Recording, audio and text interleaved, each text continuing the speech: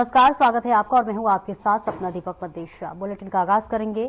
लोकसभा के रामायणी सांसद के नाम से सुशोभित कांकेर लोकसभा के पूर्व सांसद मोहन मंडावी ने कथा व्यास संत हिमांशु कृष्ण भारद्वाज के सानिध्य में न्यू बस स्टैंड कांकेर में आयोजित श्रीमद भागवत कथा में शामिल होकर कथा सुना। इस मौके पर छत्तीसगढ़ शासन के वन मंत्री केदार कश्यप, भाजपा जिलाध्यक्ष सतीश लाठिया, मत्स्य बोर्ड के पूर्व अध्यक्ष भरत मटियारा, पूर्व सांसद प्रतिनिधि ईश्वर सिन्हा सहित बड़ी संख्या में श्रोतागण मौजूद रहे।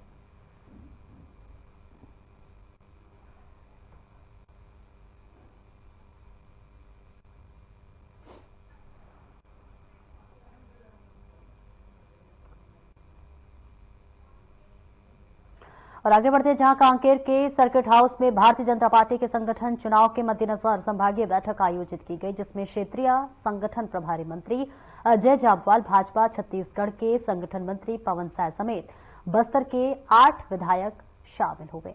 आपको बता दें, इस दौरान बैठक में आगामी संगठन चुनाव और निकाय और पंचायत चुनाव को लेकर चर्चा हुई। तो वहीं बैठक में शामिल हुए वन मंत्री केदार कश्यप ने बताया कि इस मीटिंग का उद्देश्य बीजेपी के निचले स्तर से लेकर जिला स्तर तक का चुनाव किया जाता है। साथ ही संगठन को मजबूती प्रदान करते हुए आगामी नगरीय निकाय एवं पंचायत चुनाव में पूर्ण रूप से भाजपा के जीत का दावा किया।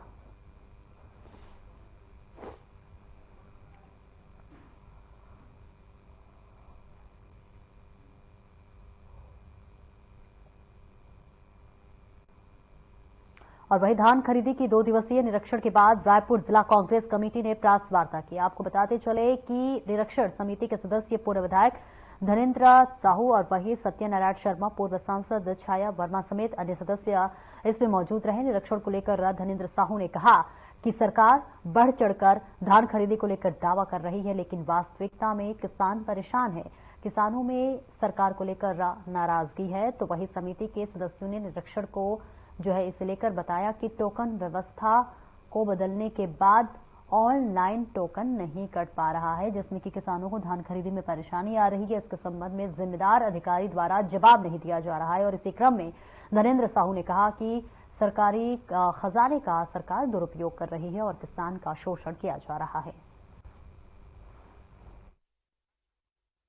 उपस्थित हमारे प्रदेश के वरिष्ठतम नेताओं में से प्रमुख आज आदरणीय सत्यनारायण शर्मा जी, साथ ही यहाँ उपस्थित आदरणीय विकास उपाध्याय जी, हमारे पूर्व विधायक और एआईसीसी सेक्रेटरी, साथ ही हमारे पूर्व सांसद छाया वर्मा जी और जिला कांग्रेस कमेटी के अध्यक्ष श्री उदय प्रसाद वर्मा जी, आदरणीय पंकज शर्मा जी, साथ ही हमारे बीच आए शेष नारायण बघेल जी, कन्हैया यादव जी और हमारे मीडिया के सभी हमारे साथीगण। पूरे प्रदेश के जिले में धान खरीदी व्यवस्था को देखने के लिए एक समिति बनाई गई है और उसी के तहत हमारे रायपुर जिले की भी जो बनाई गई समिति ने दौरा किया रायपुर जिले के विभिन्न धान खरीदी केंद्रों का और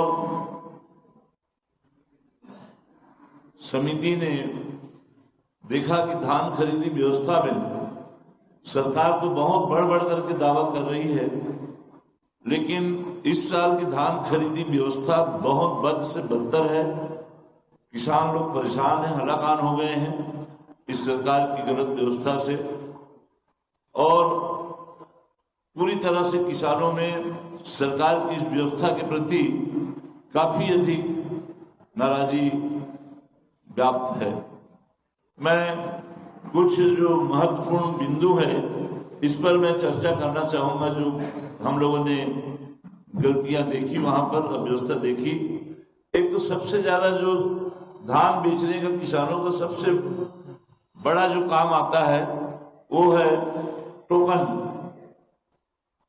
पिछली हमारी कांग्रेस की सरकार थी तो जो व्यवस्था थी वो अच्छी व्यवस्था थी, उसको बदलने की जरूरत नहीं थी। आज टोकन व्यवस्था को बदल दिया गया और आज यही स्थिति है टोकन में कि लोगों के धान टोकन में ऑनलाइन नहीं कट पा रहा है। 100% ऑनलाइन खरीदी की व्यवस्था कर दी है उन्होंने। और जब हम लोगों ने ये आवाज उठाया तो अभी जाकर के सरकार ने इस पर थोड़ा परिवर्तन करते हुए 60 ऑनलाइन 60% और 40% ऑफलाइन की व्यवस्था फिर की है। लेकिन इसमें हम लोगों ने देखा, परसों हम लोगों ने ऑनलाइन ऐप खोल के देखा, किसानों ने देखा अपनी सोसाइटियों का, तो उसमें 11 दिसंबर तक पूरा जो है टोकन कटा हुआ ऑनलाइन दिखाई दे रहा। 15 जनवरी तक किसी किसी सोसाइटी में, 20 जनवरी तक किसी किसी सोसाइटी में, 23 जनवरी तक ऑनलाइन पूरा टोकन कट चुका है। उसमें जो है पूरी तरह से जो उसकी फोटो प्रिंट कराया पूरा हम लोगों ने, पूरा जो है 15 जनवरी तक बिल्कुल जीरो दिखा रहा है धान खरीदी के लिए उपलब्ध मात्रा जो है। तो कल से इसमें हड़कंप मचा है किसानों में। मैंने स्वयं, जिला अध्यक्ष ने भी स्वयं, जो डीआर है चंद्रवंशी है, उससे मैंने बात किया, जो सहकारिता विभाग का अधिकारी है, डिप्टी डायरेक्टर है, उससे हम लोगों ने बात किया। वो बोला मैं आपको जानकारी लेके जवाब दे रहा हूं। अभी तक उसका जवाब आया नहीं है कि आखिर ये कैसे हो गया, जबकि वो कुछ समय के लिए ऐप खुला है और कुछ समय के लिए पूरे प्रदेश भर के सारे सहकारी समिति का टोकन कैसे कट सकता है 23 जनवरी तक, लगभग 40 दिन। आज 5 दिसंबर है और 23 जनवरी तक कटना माने लगभग 40 दिन का टोकन आपने कैसे काट दिया मिनटों में। क्वांटिटी फिक्स होती है। तो ये एक स्थिति है पूरे सारे तारीखों के। और अभी भी हम मोबाइल खोल करके हमने आज भी चेक कराया, आज भी मोबाइल चेक किया तो वही पोजीशन बता रहा है, सेम पोजीशन है। तो आज किसान जो है अपना धान नहीं बेच पा रहे हैं। एक तो 15 दिन देरी से धान खरीदी शुरू हुई और ऊपर से 31 जनवरी तक की सीमा रखा गया है। टोकन व्यवस्था को भी छोटे किसानों को 2 दिन, बड़े किसानों को 3 बार टोकन का नियम दिया और सारे किसानों में भय व्याप्त है कि हमारा धान पूरा बिक पाएगा या नहीं बिक पाएगा। सारे किसान इस चीज के लिए चिंतित हैं। अब इस पर आए हम दूसरी व्यवस्था में कि टोकन के बाद में जब हम लोगों ने देखा मौके में धान तौलाई की बात को, तो अनेक सोसाइटियों में इसमें भी समस्या हल नहीं किया था। अभी 2 दिन हुआ है कस्टम मिलिंग पर राइस मिलों का समझौता हुए। इस बीच में सारे सोसाइटियों में धान जमा है, रखने को जगह नहीं है। धान खरीदी अब बंद होने के कगार में है और ये उठ करके जा रहा है धान भंडारण केंद्र में, फिर डबल परिवहन देना पड़ेगा सरकार को इसका। और आप लोग सब जानते हैं ये फिर सुखद आती है, संग्रहण केंद्रों में सुखद देते हैं लोग। और सबसे ज्यादा भ्रष्टाचार पिछले धान खरीदी में भी हम लोगों ने देखा है कि धान के परिवहन में ही सबसे ज्यादा भ्रष्टाचार। और इस बीच में जो धान का स्टॉक कम होता है, सूक्ति के नाम पर 4-5% धान को ये लोग ऐसे ही गायब कर जाते हैं। तो ये इस तरह के सरकारी जो आज धन है खजाने का, उसको दुरुपयोग करने में इस तरह से सरकार लगी हुई है। और किसान इन सारी व्यवस्था से पूरी तरह से आज परेशान है। और इसी संबंध में हमारे वरिष्ठ आदरणीय भैया जी श्री सत्यनारायण शर्मा जी से आग्रह करूंगा कि वे भी इस विषय में अपने किलो से ऊपर का पैकेट नहीं है, इसलिए ऐसा सेट किया गया है। जबकि 40 किलो 80 किलो भी हो जाता तो किसान एक बार स्वीकार कर लेते उसको। 21 क्विंटल के बदले में यदि 20 क्विंटल 80 किलो भी लेना हो जाता तो समझ में आता है। ये 20 क्विंटल और 40 किलो किस हिसाब से खरीद रहे हैं, किस मापदंड से खरीद रहे हैं, कोई अधिकारी इसके बारे में जवाब देने को तैयार नहीं है। और ये सबसे बड़ा मुद्दा था चुनाव में, घोषणा पत्र में। कांग्रेस ने कहा था कि हम 20 क्विंटल खरीदेंगे और भाजपा ने कहा 21 क्विंटल। अब 21 के बदले में वो 20-40 खरीद रहे हैं। इसी तरह से 3100 रुपया पेमेंट देने की बात हुई, एक मुश्त देने की बार बार बात हुई। कांग्रेस किस्तों में दे रही है, हम एक मुश्त देंगे, लेकिन वो एक मुश्त क्या हो रहा है, मात्र 2300 रुपया उनको भुगतान हो रहा है। मुख्यमंत्री जी ने कहा है, बार बार कहा है कि कोई भी किसान नकदी 10,000 रुपया तुरंत उसी दिन ले ले, उनको हर सोसाइटी में मिलेगा, बोला है उन्होंने, मुख्यमंत्री जी ने कई बार बोला है। हमने व्यवस्था दी है, किसी भी सोसाइटी में किसानों को आज हमने धान बेचा और आज हमको जो है 10,000 मिल जाए, किसी सोसाइटी में व्यवस्था नहीं है ये।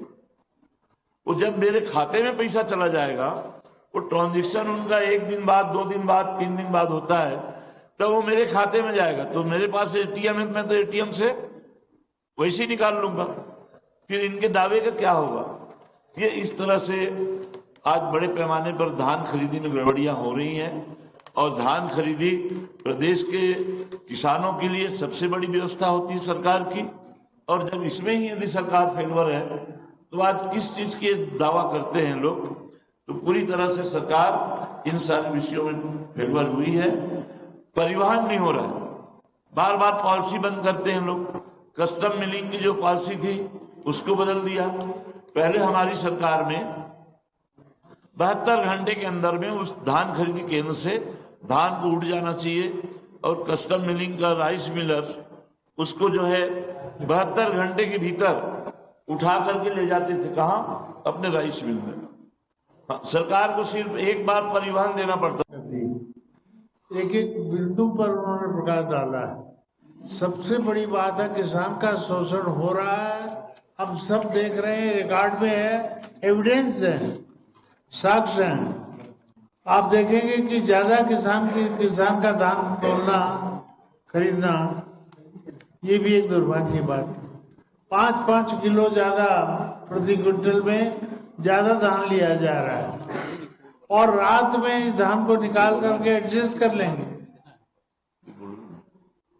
एक सोसाइटी के व्यवस्थापक का स्टेटमेंट, रिटन स्टेटमेंट, कमिटमेंट है उसका कि दोबारा तुलाई करने पर धान ज्यादा लेना पाया गया।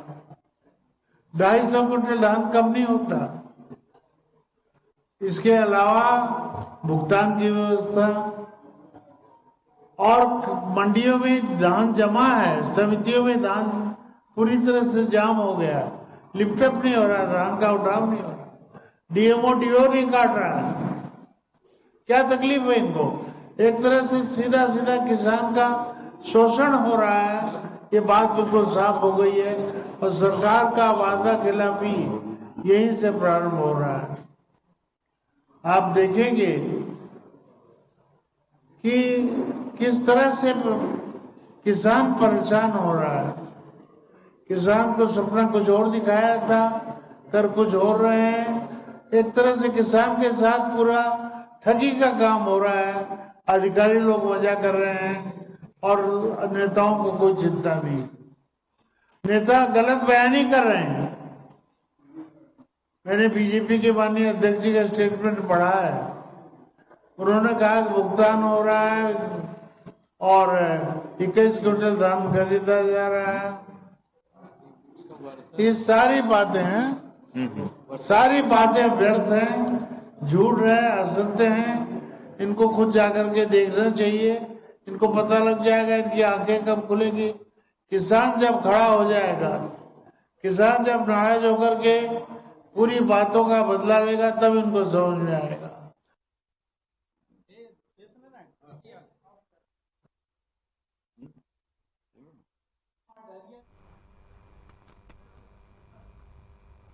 और आगे बढ़ते हैं, जहां बलरामपुर जिले से किसानों ने जुड़ी बड़ी खबर सामने आ रही है, जहां पर आपको बताते चले कि धान उपार्जन केंद्र में जो है बैरियर लगाकर किसानों से पैसे की वसूली की जा रही है। जो हाँ, ये मामला रामनुजगंज के भंवर माल धान खरीदी केंद्र का है, जहां पर धान लोड गाड़ियों को बैरियर लगाकर एंट्री देने के लिए 500 रुपए लिए जा रहे हैं। और ये सब देखने के बाद ग्रामीणों ने बैरियर प्रभारी बासु के द्वारा किसानों से पैसों की वसूली का जो है वीडियो भी बनाया है। और आपको बताते चले कि एमएसपी पर खरीदी जा रही है। 14 नवंबर से धान खरीदी शुरू हो चुकी है, और जो 31 जनवरी 2025 तक चलेगी।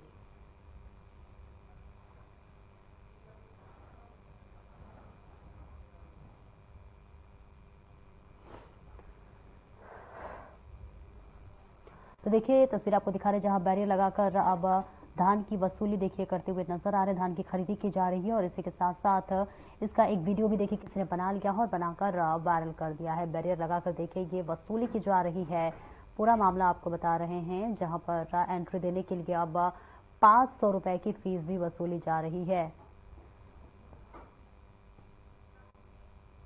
और इस बीच नौगांव से बड़ी खबर सामने आई है। आपको बता दें कि अजमेर से नौगांव आ रहे ट्रक में अवैध डीएपी खाद मिली है। मौके पर पहुंची पुलिस ने ट्रक को रोककर जांच की, जिसमें 35 मीट्रिक टन डीएपी खाद मिली। इसके बाद पुलिस ने 700 बोरी डीएपी जब्त कर कार्रवाई की है और वही जब्त की गई खाद की कीमत करीब 9,45,000 रुपए बताई जा रही है। आपको बता दें कि इनके द्वारा किसानों को महंगे दाम में खाद बेचने की तैयारी थी और इस मामले में 3 आरोपियों पर एफआईआर दर्ज की गई है, क्योंकि इन लोगों ने अवैध उर्वरक का व्यापार कर उर्वरक नियंत्रण आदेश के नियमों का उल्लंघन किया है।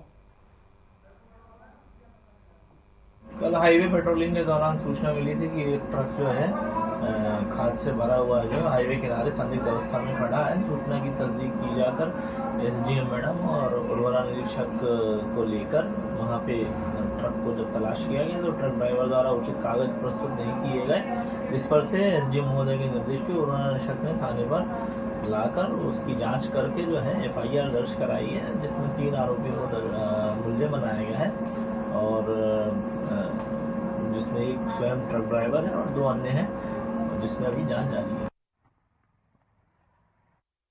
पुलिस अधीक्षक शलभ कुमार सिन्हा के नेतृत्व में जो है बस्तर पुलिस के आपराधिक तत्वों के विरुद्ध लगातार कार्रवाई की जा रही है और इसी कड़ी में अवैध मादक पदार्थ गांजा तस्करों पर कार्रवाई करने में बस्तर पुलिस को सफलता मिली है। दरअसल सिटी कोतवाली जगदलपुर की सूचना प्राप्त हुई थी कि एक व्यक्ति जो है ग्राम हलबाग चोरा में अपने घर में अवैध रूप से मादक पदार्थ गांजा रखकर लोगों की बिक्री करता है, तो वही जो ग्राहक की तलाश कर रहा है, सूचना पर बस्तर पुलिस के लिए टीम रवाना किया गया। टीम ने ग्राम हलबाग चोरा पहुंचकर आरोपी को गिरफ्तार किया है। वही आरोपी के खिलाफ सिटी कोतवाली में एनडीपीएस एक्ट के तहत कार्रवाई करते हुए आरोपी को गिरफ्तार कर न्यायालय भेज दिया गया है। तो कल एक मामला है, सिटी कोतवाली में एक मामला मिला हमको। सूचना मिलने पर हमने रेड किया और वहां पर एक आरोपी से, जिसका नाम है सुशांत सिकदार, जो नगर सैनिक है, वहां से हमने करीब 30.5 किलो गांजा जो है वो जब्त किया है। तो बेसिकली हमारी टीम काफी टाइम से वर्क कर रही थी कि जो शहर वाले एरिया हैं वहां पर मेन जो गांजा तस्कर है उसके लिए हम लोग काफी टाइम से ट्राई कर रहे थे और इसीलिए हमें इसको पकड़ने में सफलता मिली, क्योंकि मेन जो सप्लायर है वो शहर के अंदर यही माने जा रहे हैं। तो इनको हमने पकड़ा, इनका जो डंपिंग ग्राउंड था ग्राम हलवा का चौरा में, वहां से हमने गांजा सीज किया और वहां से हमको 3 व्हीकल भी सीज किए हैं। उसमें से एक ऑल्टो है, एक स्प्लेंडर बाइक है और एक डिस्कवर है। इसी के साथ ही इसका एक मोबाइल भी सीज किया है और इसका जो फॉरवर्ड और बैकवर्ड लिंकेज है वो करंटली अभी अंडर इन्वेस्टिगेशन है। जैसे ही हमको पता चलता है उसमें भी त्वरित कार्रवाई की जाएगी। पूछताछ करने में आ रहा है कि पिछले करीब 6 महीने से ये जो इसका ग्राउंड है, मतलब डंपिंग ग्राउंड है, वो ऑपरेट कर रहा है। सर इसे सरकारी नौकरी होने के बावजूद ये काम क्यों किया सर? अब ये तो यही बेहतर बता पाएंगे कि ये काम ऐसा क्यों कर रहे थे, लेकिन जैसे ही हमको खबर मिली हमने त्वरित कार्रवाई करके इनको पकड़ा। इससे पूर्व सर इनके ऐसी घटनाएं शामिल थी? इससे पूर्व में भी ये ऐसी घटना में शामिल रह चुके हैं। नगर नार में भी एक अपराध इनके खिलाफ 2022 में दर्ज था, जिसमें इनका नाम आया था, तो उसके अंदर इनको बेल मिला था, लेकिन अभी फिर से इन्होंने एक रिपीट ऑफेंस किया है। तो एनडीपीएस के प्रावधानों के भी अनुसार भी जो रिपीट ऑफेंस करता है उसमें उसको ज्यादा पनिशमेंट देने का प्रावधान है, जैसे कोर्ट डिसाइड करेगा।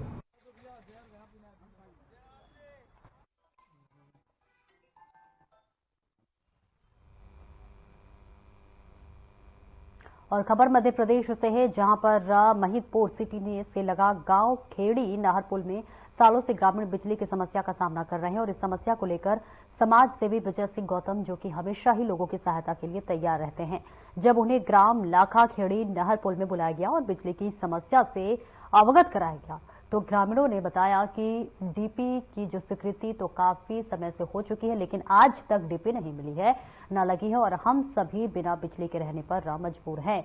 ग्रामीणों ने समाज सेवी विजय सिंह को पूरे गांव की ओर से एक ज्ञापन भी दिया। वहीं विजय सिंह गौतम ने ग्रामीणों को समस्या को सुनकर तत्काल विद्युत मंडल अधिकारी को फोन लगाया और चर्चा की कि जिसमें अधिकारी द्वारा बताया गया कि जांच कर जल्द ही समस्या का निराकरण किया जाएगा।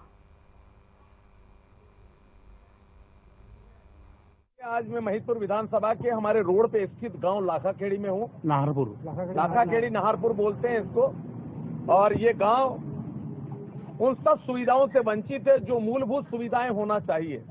रोड का गांव होने के बाद भी ना तो यहाँ विद्युत की सही व्यवस्था है, ना ट्रांसफार्मर है और ना ही यहाँ पर कोई पीएचसी का ऐसा ट्यूबवेल है, ना कोई शासकीय ऐसी योजना है पानी की जिसके यहाँ के लोगों को पानी पीने को मिले। मेरी बेटियां यहाँ से आधा किलोमीटर दूर जाकर इस रोड को क्रॉसिंग करती है, कई बार दुर्घटना होते होते बचती है। इन रोड को क्रॉस करके जब वो मेरी बेटियां पानी लेने जाती हैं, एक सज्जन है यहाँ पर कोई परमार परिवार के, वो देते हैं पानी थोड़ा बहुत पीने के लिए और उनकी वजह से इस गांव के इस परिवार को पानी मिलता है। तो तस्वीरें आपको दिखा रहे हैं जहां पर ग्रामीणों ने समाज सेवी को देखी, तस्वीरें आपको दिखा रहे हैं जहां विद्युत मंडल अधिकारी को देखे फोन घुमाया है, उनसे अवगत कराया है और इसी के साथ साथ उनको एक ज्ञापन भी सौंपते हुए नजर आ रहे हैं। लगातार लोग जो है इस परेशानी से जूझ रहे हैं और इसके लिए अब ज्ञापन देते हुए नजर आ रहे हैं। जहां विद्युत मंडल अधिकारी को यह ज्ञापन सौंपा गया है। बिजली विभाग से लगातार लोग परेशान हैं, बिजली की समस्या जो है वो लगातार उनके लिए मुसीबत का सबब बना हुआ है और लगातार ये परेशानियों से जूझते हुए नजर आ रहे हैं।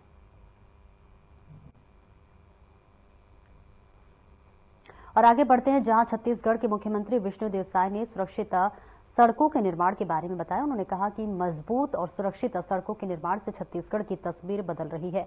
सीएम आगे कहते हैं कि डबल इंजन सरकार के प्रयासों के दूरस्थ क्षेत्रों तक सड़कें पहुंची है, जिसकी शहरी यातायात आसान हुआ है और प्रदेश की अर्थव्यवस्था को नई गति मिल रही है।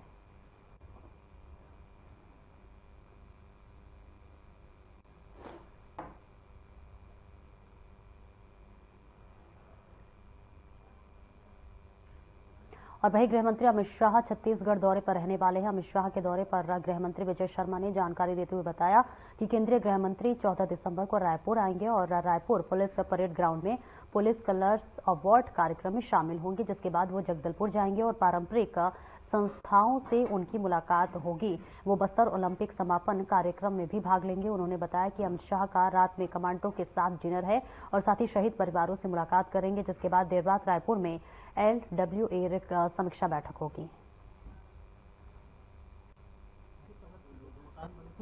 इस दिन को याद करने का तरीका मैं आपसे कहूं, बाबरी ढांचे का ध्वंस हुआ था और उस पर भाजपा की सरकारों को, उत्तर प्रदेश, मध्य प्रदेश, राजस्थान, हिमाचल प्रदेश की सरकारों को गुनहगार ठहराकर उनको बर्खास्त कर दिया गया। 6 महीने के अंदर अंदर चुनाव हुए थे। भाजपा की सरकारें उत्तर प्रदेश में नहीं आई, मध्य प्रदेश में नहीं आई, आपको ध्यान होगा विषय। तो सब कुछ भाजपा के सर पर ठीकरा फोड़ने के बाद, सरकारें बर्खास्त करने के बाद भाजपा की सरकारें वापस नहीं आई थी। इसलिए मैं कहता हूं कि जो राम मंदिर वहां पर बने, ये भाजपा के घोषणा पत्रों में होता था और ये हमारा जो संकल्प था, उसके लिए हम सरकारों की गिनती नहीं करते थे। सरकारें आएंगी जाएंगी, पार्टियां बनेंगी बिगड़ेंगी, परंतु ये लक्ष्य पूरा होना चाहिए। ये बहुत स्पष्ट भाव के साथ भाजपा ने काम किया है। आज के दिन मैं बिल्कुल ये कहना चाहता हूं कि जिस तरीके से भाजपा के ऊपर ठेकरा फोड़कर भाजपा की सरकारों को बर्खास्त किया गया, कहीं भाजपा की सरकारें नहीं आई, इसलिए आपको स्पष्ट दिखता है कि भाजपा की राजनीति कठिन है। सरल राजनीति करने वाले वोट बैंक के आधार पर राजनीति कर लेते हैं। लग रहा है कांग्रेस में हम लोग बटे हुए हैं, कोई नाराज है, कोई असंतुष्ट है, तो हम सबको एक साथ आना पड़ेगा और एक्सरसाइज की जरूरत है, ऐसा कह रहे हैं वो कांग्रेस। नहीं, कमियां तो स्वीकार है। कांग्रेस का भाजपा के पास कोई फिक्स वोट बैंक नहीं होता और भाजपा वोट बैंक की राजनीति करती भी नहीं। मेहनत हर बार भाजपा की सरकारों को, भाजपा के लोगों को करना होता है दोबारा अगर आना है तो, इसलिए ऐसा है। कांग्रेस वोट बैंक की राजनीति करती है, तुष्टीकरण की राजनीति करती है, इसलिए टिकी हुई, इसलिए वो कर रही है। वो गलत है राजनीति का तरीका, परंतु वो उसी आधार पर उन लोग कर रहे हैं। वो कितनी भी बड़ी संख्या हो जाए, अगर अनुशासन नहीं है तो कुछ नहीं हो सकता। वहां मुझे लगता है कि इस बात खैर मुझे बोलना नहीं है इस विषय पर, परंतु ऐसी स्थिति है। और राजनीतिक पार्टी देश की सबसे पुरानी है और जो स्थिति आज है, उत्तर प्रदेश के उपचुनाव में एक भी सीट पर वो नहीं लड़ी। महाराष्ट्र के इतने लगभग 300 सीटों के चुनाव में 15-20 सीटों में है। झारखंड में सरकार तो बनती है लेकिन उनका हिस्सेदारी कितना है? कुल मिलाकर आप जो देखेंगे परिदृश्य कांग्रेस का, तो ये समझ से परे है। स्थानीय छत्तीसगढ़ में भी काफी स्थितियां दिखती हैं। अब बहुत ज्यादा इसमें बोलना विषय नहीं है, परंतु मैं सोचता हूं कि समीक्षा अपनी अपनी सबको करनी ही चाहिए। माननीय अमित शाह जी 14 तारीख की रात 9 बजे दिल्ली से निकलेंगे। रात्रि विश्राम उनका रायपुर में है। 15 तारीख की सुबह परेड ग्राउंड में, पुलिस परेड ग्राउंड में प्रेसिडेंट्स कलर छत्तीसगढ़ की पुलिस को अवार्ड किया गया है। बहुत सारे काम हैं, नक्सलिज्म पर काम और अन्य कामों के संदर्भ में। ये बहुत बड़ी प्रतिष्ठा की बात होती है पुलिस विभाग के लिए, और वो प्रेसिडेंट अवार्ड का परेड यहां पर होगा। उसके बाद वो जगदलपुर जाएंगे। फिलहाल इस बुलेटिन में इतना है। दीजिए इजाजत। नमस्कार।